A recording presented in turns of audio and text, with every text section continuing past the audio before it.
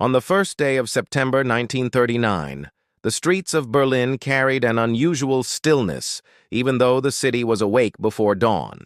The people knew something was about to happen, and the tension moved like a current through every alley and square. That morning, Adolf Hitler stood before the Reichstag, ready to announce a decision that would tear apart the fragile peace that had held Europe together for 2 decades.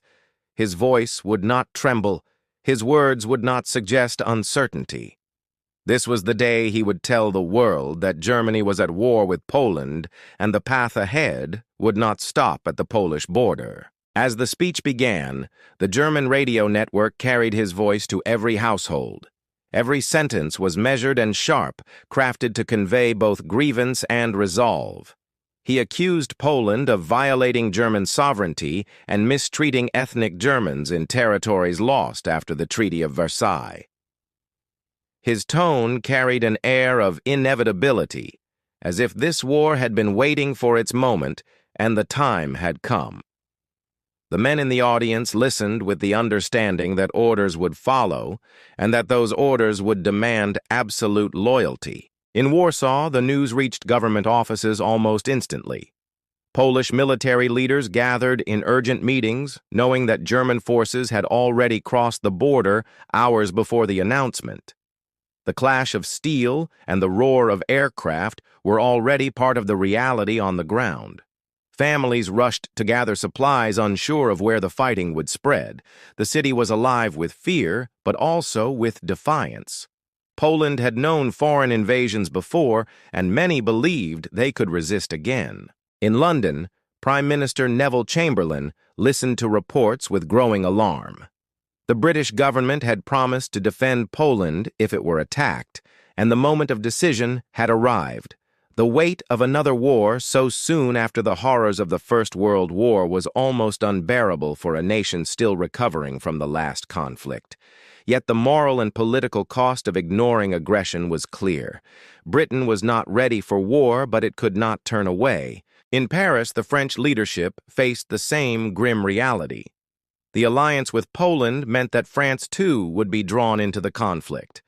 The memories of trench warfare and the millions lost between 1914 and 1918 were still raw, but the shadow of Nazi Germany loomed larger every year. The French High Command began mobilizing troops even as doubts circulated about whether their defensive strategies could withstand the speed and force of the German army. Back in Berlin, Hitler's speech pressed forward with claims of betrayal and injustice. He framed the invasion as a necessary act for the survival of the German nation. He spoke of destiny, of reclaiming honor, of protecting people beyond the borders of the Reich.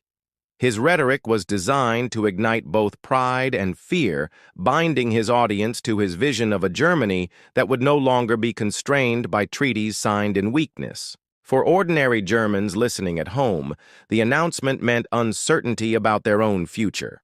Fathers and sons understood they could be called to the front within days. Mothers feared the loss of their families as war demands would soon reach into every factory and farm. Food shortages, higher taxes, and stricter controls over daily life were no longer possibilities, but certainties. The machinery of total war was already turning. In the skies over Poland, German aircraft bombed military positions and railways, cutting off the Polish army from reinforcements. The Luftwaffe's speed and precision stunned observers across Europe. This was a new kind of warfare, far removed from the static trenches of the previous World War. Speed, mobility, and shock were its defining traits, and the nations watching knew they would have to adapt or be overrun. German tanks rolled through the countryside, overwhelming border defenses. Villages fell quickly, and columns of smoke marked the places where resistance had been crushed. The pace of the advance made clear that this was not a campaign designed for negotiation or compromise. This was conquest executed with military efficiency and political purpose. The Nazi leadership understood that timing was everything. By striking in early September, they took advantage of weather conditions favorable for movement, while also catching other powers in a period of political hesitation. The calculation was that Britain and France might protest, might threaten, but might stop short of direct military engagement. Hitler was willing to gamble on their reluctance. In the United States, the news of the declaration traveled quickly. Though the country remained officially neutral, President Franklin D. Roosevelt addressed the public, urging Americans to remain calm while acknowledging the seriousness of the situation. The lessons of the First World War still weighed heavily on American politics, and many hoped the Atlantic Ocean would be enough to keep them out of this new conflict. But isolation would not shield the world from the consequences of the decision made in Berlin. Global markets felt the impact immediately as uncertainty spread. Trade routes faced disruption, and nations began to rethink their economic strategies. Companies involved in shipping steel, oil, and manufacturing anticipated the demands of wartime economies.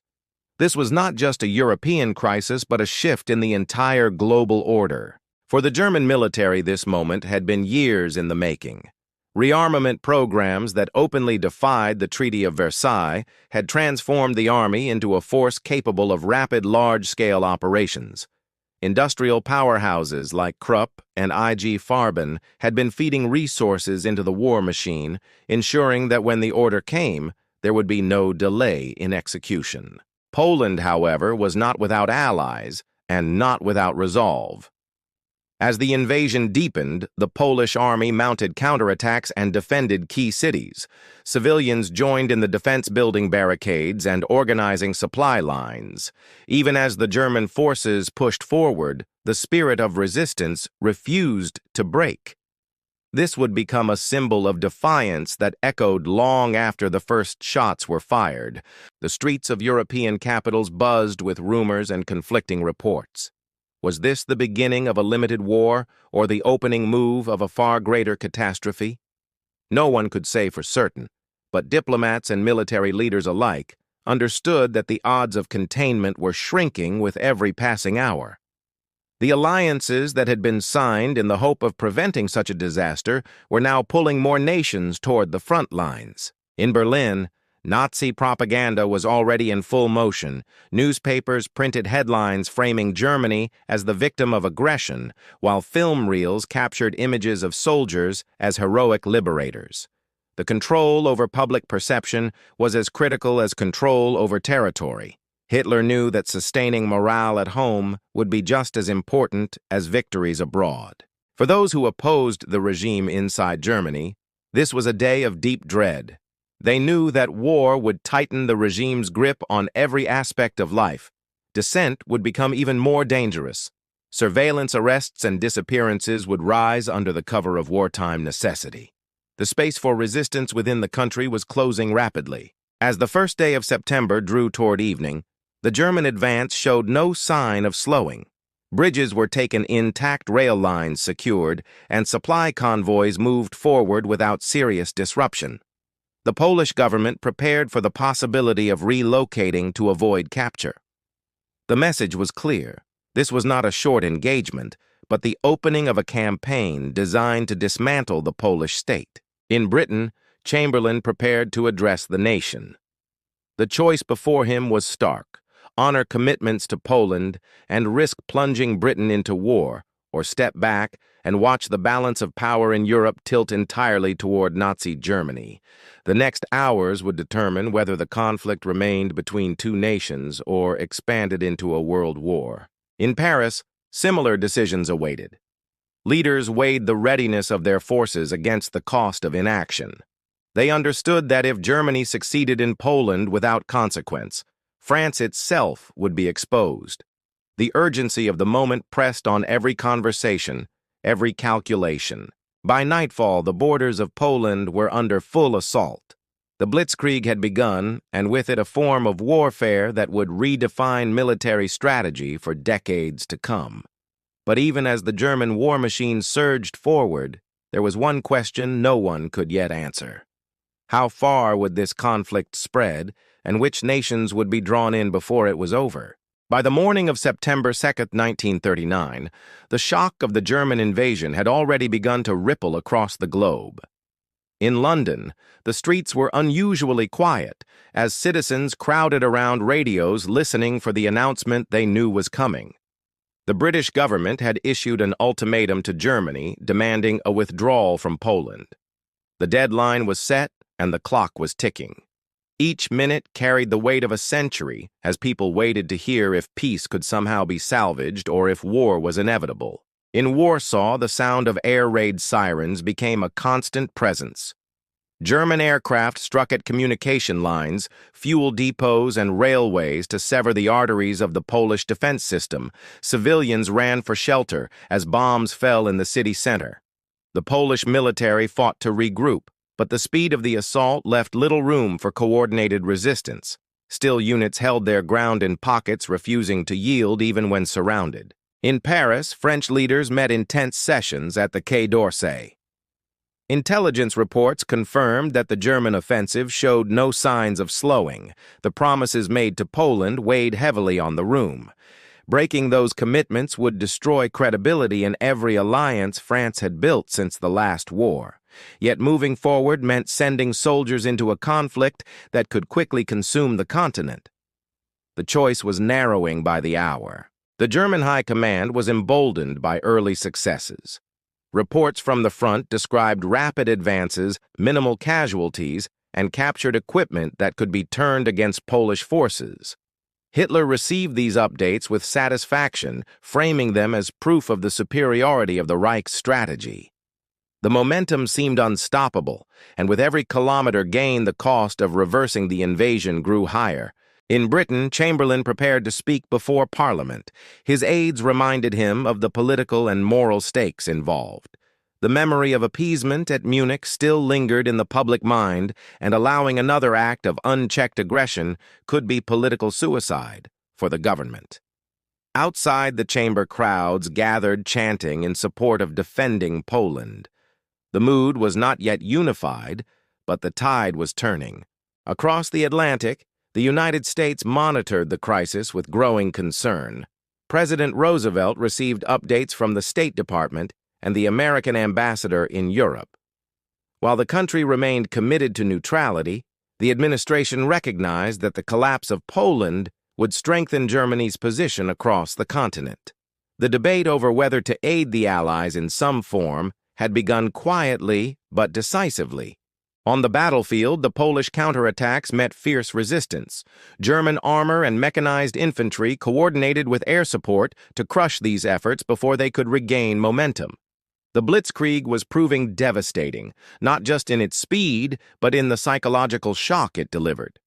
Polish soldiers found themselves outmaneuvered and cut off from supply lines, unable to mount sustained resistance in many areas. In Berlin, the propaganda machine intensified its efforts. Radio broadcasts declared swift victories and painted the invasion as a liberation mission.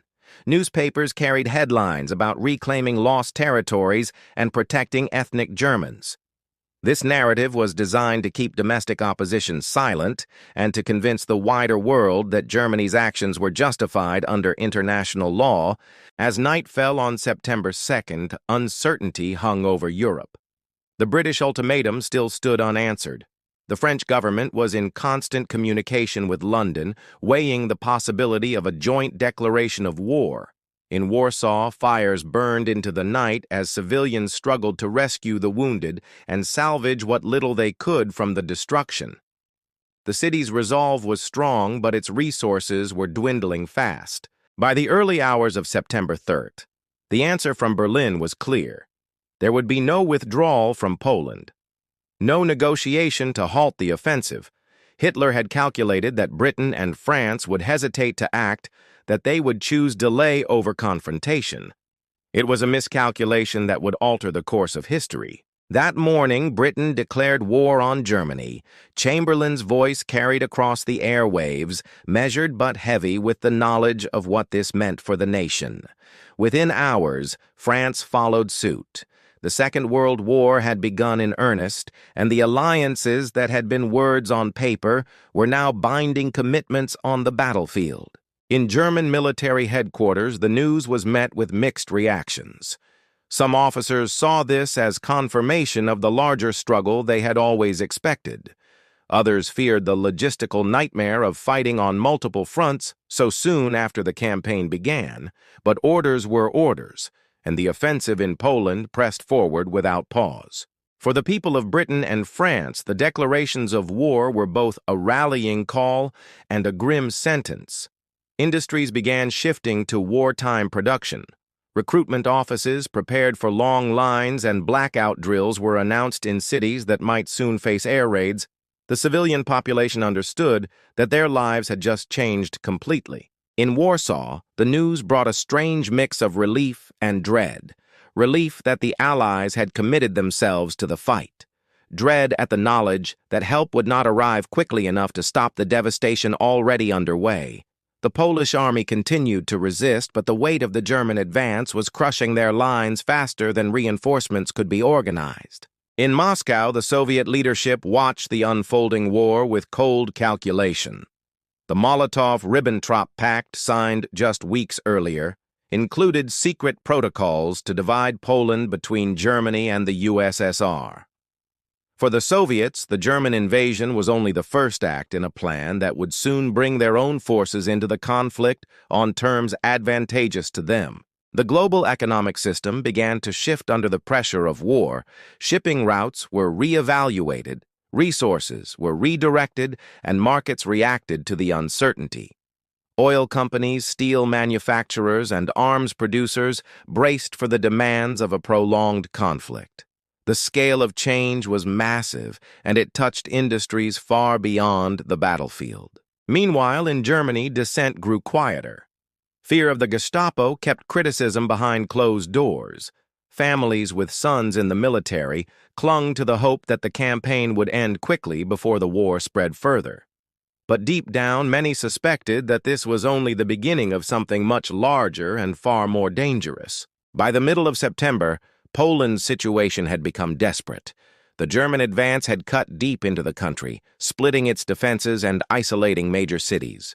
Refugees filled the roads, carrying whatever they could manage, entire communities uprooted in a matter of hours, and just as Poland's defenders braced for the worst, a new front was about to open, one that would seal their fate. On September 17th, the Soviet Union invaded from the east, fulfilling the terms of its agreement with Germany. Polish forces now faced the impossible task of fighting two powerful armies advancing from opposite directions. The nation's fate was sealed not by a single blow, but by the relentless pressure of coordinated aggression. And yet, even as Poland was carved apart, a question loomed over the rest of the world. If this was how quickly a nation could be destroyed, what hope did any country have of resisting the combined forces of modern mechanized war? The answer to that question would define the years to come, and the survival of entire nations hung in the balance. With Poland crushed under the weight of two invading powers, the world entered a phase where the pace of events became relentless. The German army turned its gaze toward the west, knowing that France and Britain would be the next challenge. Across Europe, nations scrambled to assess their defenses as the concept of neutrality became harder to sustain. In Norway, Sweden, and the Low Countries' leaders debated how to protect sovereignty without provoking a preemptive strike. The seas became contested territory as German U-boats prowled the Atlantic, threatening to sever Britain's lifeline of supplies. Convoys carrying food, weapons, and fuel were now prime targets. The air war also began to take shape, with the Luftwaffe preparing for operations that would stretch its reach far beyond Poland. In Moscow, Stalin moved to consolidate Soviet gains while preparing for future moves in the Baltic and Finland. The pact with Germany was still in effect, but trust between the two regimes was paper-thin. In London and Paris, military planners understood that time was running out for building the strength needed to face what was coming. The war had begun in Poland, but its reach would soon engulf the entire world.